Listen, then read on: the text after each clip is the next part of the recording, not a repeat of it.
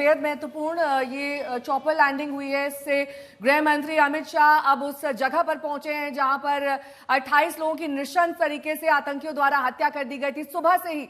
और लगभग आप ये कहें कि कल शाम से ही गृह मंत्री इस पूरे मामले पर एक्टिव है। उनको दिशा निर्देश लगातार प्रधानमंत्री द्वारा भी दिए जा रहे हैं। एनएसए डोभाल भी हालात पर नजर रखे हुए हैं। और इस लैंडिंग से पहले गृह मंत्री अमित शाह ने पीड़ितों के परिवार वालों से मुलाकात की थी।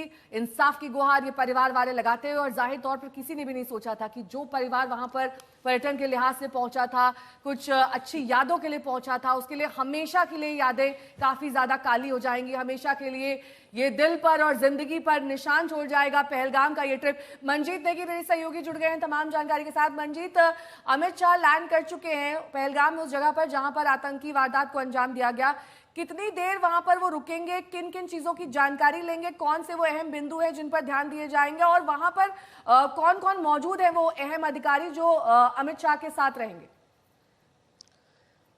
देखिए नेहा, फिलहाल सरकार इस वक्त तीन मोर्चे हैं जहाँ पर काम हो रहे हैं। अमित शाह पहलगाम जहाँ पर ये घटना हुई है वहाँ पर पहुँचे हैं। जहाँ तक उनके रुकने की बात है वो हालात का जायजा लेंगे। उनके साथ अगर बात करें तो जो राज्य के डीजीपी हैं वो मौजूद हैं। उसके अलावा होम सेक्रेटरी उनके साथ हैं, और आईबी चीफ की बात करें वो उनके साथ मौजूद हैं, जो पूरे कल उनके साथ दिल्ली से रवाना हुए थे।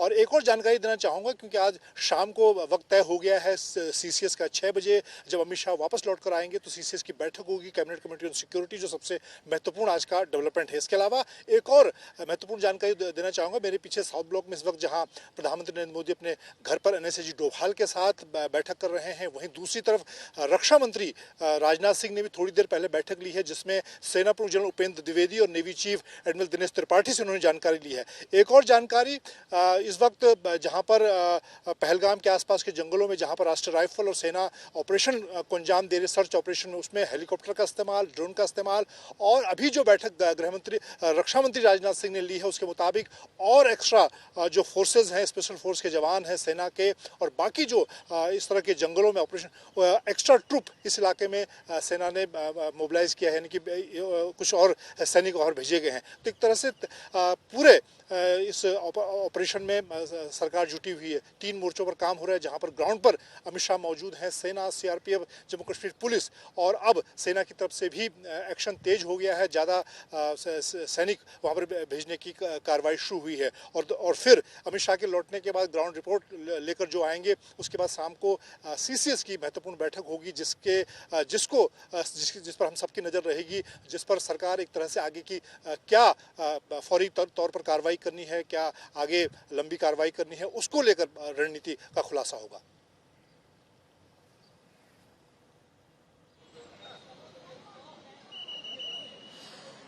तो मंजीत नेगी ये जानकारी दे रहे हैं कि जो सीसीएस की बैठक होनी है, असल में प्रधानमंत्री नरेंद्र मोदी भी सऊदी अरब के अपने दौरे पर रहे, जिसको छोटा करके समय से पहले वो वापस वहां से लौट गए, क्योंकि इतने बड़े पैमाने पर ये एक आतंकी हमला हुआ है। गृह मंत्री अमित शाह से इस हादसे के फौरन बाद प्रधानमंत्री ने बात कर ली थी और उनसे कहा गया था कि वो जम्मू कश्मीर पहुंचे। अमित शाह कल शाम ही यहां पर आए, यहां पर उन्होंने बैठकें ली और पूरी समीक्षा करते हुए, और उसके बाद उन्होंने आगे आज सुबह आकर पहले मृतकों को श्रद्धांजलि दी, फिर जो पीड़ित हैं उन लोगों से मुलाकात की।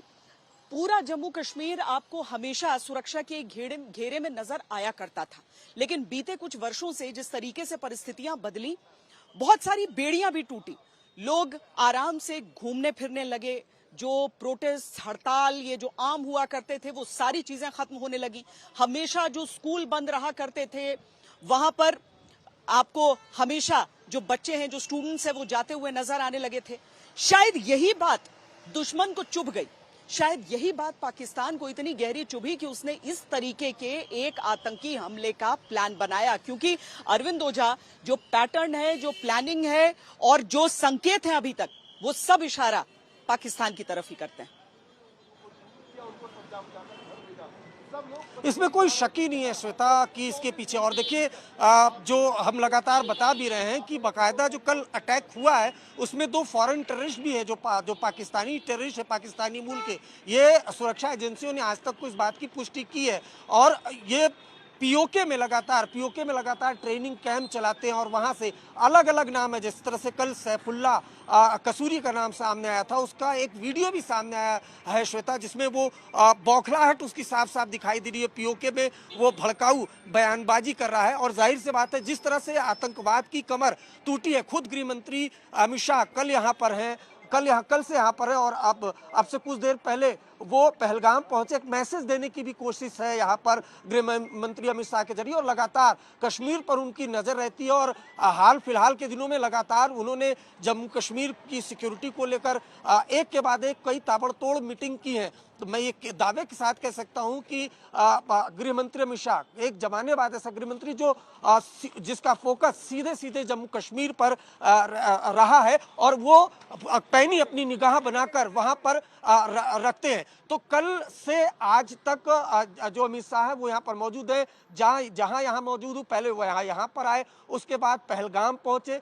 ये भी एक मैसेज देने की कहीं ना कहीं कोशिश है कि कल जहां पर पाकिस्तान समर्थित आतंकियों ने इतना बड़ा आतंकवादी हमला किया, वहां पर गृह मंत्री खुद पहुंचे हैं और उसके बाद कुछ देर बाद एनआईए की टीम पहुंचेगी। तो मैसेज देने की भी कोशिश है कि भारत इस तरह के कायरतापूर्व हमलों से कभी डरा नहीं है, वो इसका जवाब देगा। तो ये मैसेज देने की भी कोशिश की गई है। एनआईए की टीम सुबह श्रीनगर पहुंची थी और जैसे ही गृह मंत्री अमित शाह वहां से निकलेंगे, बहुत मुमकिन है कि एनआईए का एक्शन वहां पर देखने को मिलेगा। एनआईए की टीम वहां पर वीडियोग्राफी कराएगी। मौका वारदात के बाद फिर जो विक्टिम्स हैं उनके बयान भी लिए जाएंगे, उनके स्टेटमेंट भी लिए जाएंगे कि कुल कितने टेररिस्ट है, किस रूट से आए, किस तरह से अटैक किया उन्होंने। कल एक संदिग्ध बाइक भी मिली थी जो बिना नंबर प्लेट की थी, उसकी भी जांच की जा रही है। लेकिन इसमें कोई शक नहीं है श्वेता कि इसके पीछे पाकिस्तान आर्मी, पाकिस्तान की खुफिया एजेंसी और वहां पर पलने पोषने वाले आतंकवादी हैं।